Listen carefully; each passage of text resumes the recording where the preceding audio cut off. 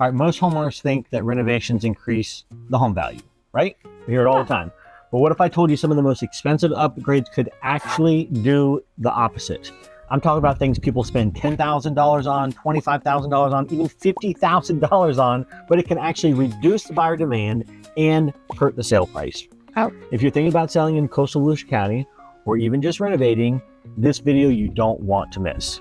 Hey, if you're new to the channel, you want to learn everything there is to know about living in New Smyrna Beach and surrounding areas like Ormond Beach, Daytona Beach Shores, Ponce Inlet, Port Orange, and Edgewater, then you have come to the right place. My name is Matt Ecoff. This is my beautiful wife, Rachel Ecoff. We are local real estate experts. We're here to share everything from the best neighborhoods to the hottest spots around town. Let's still get phone calls, emails, text messages, Zoom invites every day from people just like you wanting to move to the beach. So whether that be in 2 days, 20 days, or 200 days, please don't hesitate to reach out. We would love to help you move to the beach. Please make sure you hit the like button and subscribe so you get all the updates and notifications about New Smyrna Beach and surrounding coastal Volusia County.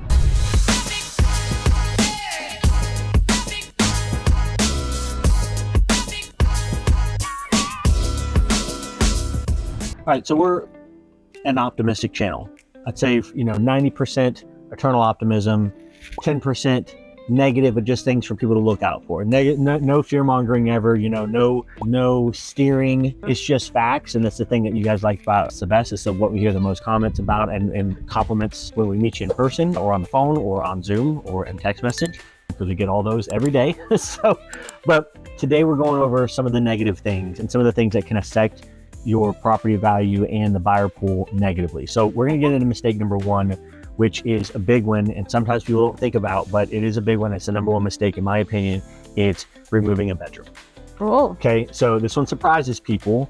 Turning a 4-bedroom into a 3-bedroom to create a bigger master suite, primary suite, sounds great, but from a retail perspective, it's not good. You just reduced your buyer pool. In most cases, buyers search by 3-bedroom, 4-bedroom, 5-bedroom. Mm-hmm. They're not searching 3-bedroom with a massive closet. They're not searching for 4-bedroom with a huge primary suite. So when you remove a bedroom, you're not just changing the layout, you're removing yourself from search results. And obviously the less search results you have, then the less likely you are to sell the house. Yeah, so I would say the only way that seems appropriate is, are you in your forever home and you're not looking to, you really just want the larger room for yourself, or you've turned it into a larger closet or whatever. I've seen people do that where they take a smaller bedroom and they turn it into like a big giant walk-in. Mm-hmm. But that's really only appropriate if you're not planning on selling. Yeah, if you're not planning on selling. But if you're planning on selling, that's mistake number one, is removing a bedroom. Okay, mistake number two. This is one we see all the time, especially very prominent here. Especially beachside. And I'm not talking about beachside, any specific beachside. Ponce Inlet, Daytona Beach Shores, Ormond Beach, and New Smyrna Beach. It's mistake number two, converting the garage into a bedroom. Yes, and we see that beachside so often. Our own home has a converted garage into a bedroom. It works for us. And it works for us, but I understand, when you take that garage space away, because we've talked about this before, where garages are super, super rare to come by, especially in older homes in New Smyrna Beach. And you might get to a house and you're like, oh, look, there's a garage, but you get in the house and it's not there because it's actually a room. Yeah, people turn garages into gyms, extra bedrooms, game rooms. And listen, I get it, but here's the reality. Buyers want storage. Mm-hmm. They want parking, especially with the saltwater corrosion, in the paint, in the sunshine, the bright sunshine. They want space for beach gear, bikes, e-bikes, surfboards, golf carts, all things that can take wear and tear if they're left outside in the open. Mm-hmm. They don't want a garage converted into a bedroom. And I will tell you, I have listed 1422 North Atlantic. Now, I averaged 73 days in 2025. We're in 2026 right now. In 2025, I averaged 73 days on market for my listings before we got to closing. So the day that I listed it, 73 days later, we were closing. But I've had a house that's been on the market for over 400 days, beachside, 1422 North Atlantic Avenue. It's got ocean views from the second floor. It's got a beach entrance across the street. It's a wonderful location, viewings all the time, but they did a bad garage conversion and they converted it into a primary. Really good point there, though. Also, just because you're converting it doesn't mean that they did a great job on it. And we're going to get into that. That is a big deal. Yeah, we're going to get into that. So when all those things for storage, parking, bikes, e-bikes, golf carts, and cars, When that storage is gone, a lot of buyers won't even look at the house. Yeah. So converting a garage is mistake number dos. Okay, mistake number 3 is marble everything. Now, I love marble. I think that it looks great. I think it looks high-end, it looks classy, and in some areas it works. It looks amazing. Photographs great. People are like, holy crap. But in real life, it stains easily. Oh, yes. It scratches easily, and it's very prominent when it does scratch. Yeah. It requires constant maintenance to make sure it stays good, and a lot of people don't know this, it can get really slippery, especially if you're beachside with the high humidity, and it's just can be dangerous. So buyers know that. They get into the house and they know that, they see that. And our market, especially with second homes, especially with retirees, especially with out-of-state buyers, they want low maintenance, not high maintenance, and marble just can't do it. Now, marble on the backsplash, marble in the bathrooms, not so much. But marble is just everywhere. There's a whole marble home. Yeah, and we've seen marble flooring that people have turned away from because it's, you know, they have to redo the entire floor in the house because it is slippery down here. And that's true. Walking on that with wet feet is... Now, we have a house for Perry and Laura that we're closing on at 1014 Steiger Bush in Sugar Mill. Beautiful home, does have marble all over the floors. It looks great, it fits great. There's a lot of tree coverage there, there's a lot of wind there, and they're not beachside in Sugar Mill. So it works great in some scenarios, but in other scenarios it doesn't. But it's not also marble everywhere. So mistake number 3, marble too much marble. Too much marble. Too much marble. All right, mistake number 4 is extreme paint choices. Okay, this shows up 3 ways, in my opinion. Super bold colors, every room is a different color, or everything gray and completely lifeless. Listen, in Florida, especially coastal Florida, you're gonna see a lot of white walls. A lot of white walls with a lot of foliage. That's okay. It works. It works a lot. When I see crazy colors and it looks like a circus, like in every single room, I'm like, oh my gosh, what's going on? Or it could be the opposite. 610 Mura. Tom, my client that I sold, 610 Mura and New Smyrna Beach in Venetian Bay, gorgeous Tuscany style home. His last name is Italian. He's in Portofino Reserve in Venetian Bay. It's all Italian. So what does he have? Like, you know, marble looking colors on the wall. He's got browns and, you know, and darker yellow colors. And people came in and they're like, oh my gosh, it's a beautiful home on a lake, pool home, huge 3,500 square foot home on a cul-de-sac. But they're like, these colors are killing it. I sold it by getting New Vision Painting, Travis, the owner of New Vision Painting, out to the house to give us a written quote on what it would cost to paint the whole thing. And then I got editors to Photoshop what the walls would look like so I could show pictures. And then people would come in and like, oh, it's darker than I thought. Well, the pictures were edited, which I said in the description, but here's a cost to redo the whole thing. People coming in from California, New York, you know, Atlanta, they're thinking it's going to be $50,000 to repaint this house. But the fact of the matter is it was like $10,000. Yeah. And once I got that quote in and I put pictures what it would look like, then it sold right away. It was an easy thing. But I would say you had to jump through some hoops in order to make that happen. I'm a problem solver. And you are a problem solver. So that it worked out fantastic. But I would say if you are looking to sell and you are doing some of those pre-planning steps, like the things that you should do to be ready to sell, the best thing to do is paint it all neutral colors. Well, the best thing to do before you do that is call me. And then I'll come over and I'll give you my professional opinion. But if your second best choice is what Rachel said. Let's say you're out of state. You don't live here and you're in Ohio, Wisconsin, wherever, and you have a very like eclectic palette. Maybe you have these colors that you just are so attached to. I get that. We've had beach homes in the past that we painted, you know, colors that we're partial to, like teals and things like that. That's not everybody's cup of tea. So you want to neutralize everything as much as you can before it goes on market so that people can really envision what they want to do. Sure. Buyers actually want clean, they want cohesive, and they want neutral but warm. Think move-in ready, not project. That's what the buyers are looking for. Move-in ready, not a project. And if they can see this dark red color or this dark brown, they're not thinking about just primer. They're thinking about how many coats is it going to take to cover this? What am I going to have to do in the meantime? Am I going to ruin my floors? All the things. And you don't want to sell a house that's going to be a project for somebody unless you're selling it to a renovator. And then you don't want to sell it to a renovator because they're going to cheap you out of a good price. So mistake number 4, easy, extreme paint choices. Okay, mistake number 5. This one surprises a lot of people. And this can be debatable. So if you disagree with me, put it in the comments below. Overbuilt outdoor kitchens. Okay, this is one that hits home for because we spend so much time outside. People think I'm adding value with a full outdoor kitchen, a full summer kitchen, but buyers think maintenance. What's the weather damage going to do? How much is this going to cost to repair? Outdoor kitchens often age fast and become liabilities. So it's really just not, that's a personal preference. I think if you want an outdoor kitchen, and just know that if you build something like that, it's not adding value to your home. Yeah, I mean, if you're doing something, you want ROI, right? You want return on investment for it. So this is a mistake.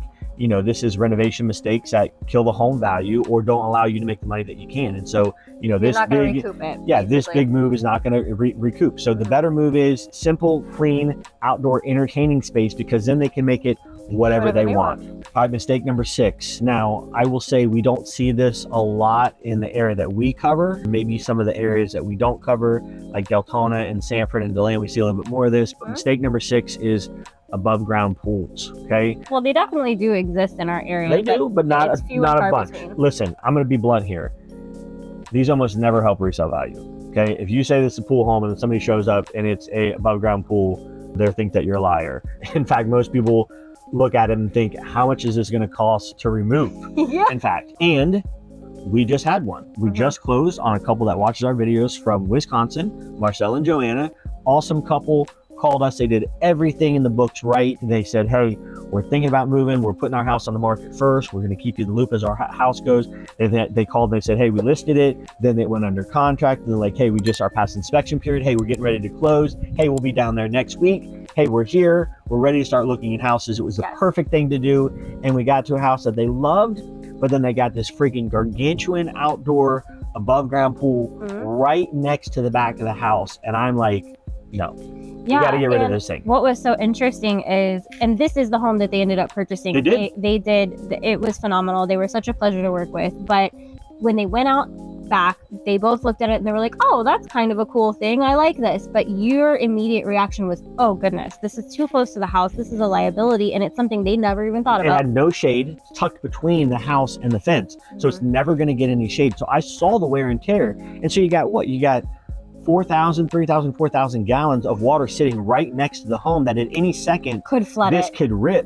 And what a nice. So, I mean, I walked up, I'm like, no. And he's like, oh, really? She might like that. And I'm like, this is a huge liability. He's like, well, it's not, the risk versus reward. So above ground pools, no bueno. Like I said, most people are going to think, how much is it going to cost to remove? So especially in the areas that we're looking at. So don't do above ground pools for, thinking you're going to get your money back. But also you got it removed. That was part of one of the negotiation things, is that they got to come here. I mean, we got a lot of things actually in that house. We did really good on the negotiating for that one. But, and when I say we did good on the negotiating, I mean, I did good. She did. Rachel's great I found it and showed it. Rachel's great at finding houses. She's great at finding what you want and what you're looking for. She's great showing to you and telling you, hey, this is right, this is wrong, all the things in between. I'm the one that you want doing the negotiating. I'm the one you want doing the contract. I'm the one that you want going to closing. So I did negotiate really well, but yes, you did find the house. So mistake number 7 is no bathtub. Okay. Oh, just none in the house. None in the house. Or, so this was sneaky. People upgrade to a beautiful walk-in shower, but then they remove the only tub in the house. Yeah. And so, that the problem is for resale flexibility. It's a problem for families, especially young families. Yeah. You got to always keep at least one tub in the house. And for me, as a husband of a wife and a father of a daughter, bathtubs are really important. And in fact, when we go anywhere, whether it's on a cruise or it's checking into a hotel, the first things that you guys do is run in to see how big the bathtub is. So don't remove bathtubs to make this big luxurious shower, a walk-in shower, if it's the only bathtub in the house. I agree with that. Just renovate around the bathtub. All right, so we're getting to our last 2. Mistake number 8 is, I'm calling it DIY gone wrong, okay? Buyers don't see, oh, that was a nice effort. They see, crap, what else is wrong behind the walls that I'm not seeing, okay? Bad tile work, uneven flooring, cheap finishes, cheap electrical or not done the right way or properly. All of these creates doubts, which lowers offers. And again, people don't want projects. They don't want to guess. They don't want to be surprised. They like surprises for anniversaries. They don't like surprises when they're buying a house. I would say just because you can do something does not mean that you should do it yourself. I agree. That's a perfect way to say it. So mistake number 8, DIY gone wrong. Rachel said it absolutely perfect. Mistake number 9, this one hurts. This one hurts. This one hurts you? Mistake number 9 is high maintenance landscaping. Now, I love landscaping, but we're a minimalist family. We don't have a ton of furniture in our house. We don't have a ton of, of landscaping outside. I don't have 25 different plants and species of plants. We have clusias that go all around our house because of the perfect hedge plant. You can trim them in narrow and make them grow tall. You can cut them from the top and make them go wide. They're very thick. They're very easy to maintain. We don't do a bunch of different stuff. A ton of landscaping can look great on day one, but buyers think, oh my gosh, how much is this going to cost? How much is this going to be the upkeep? How much time?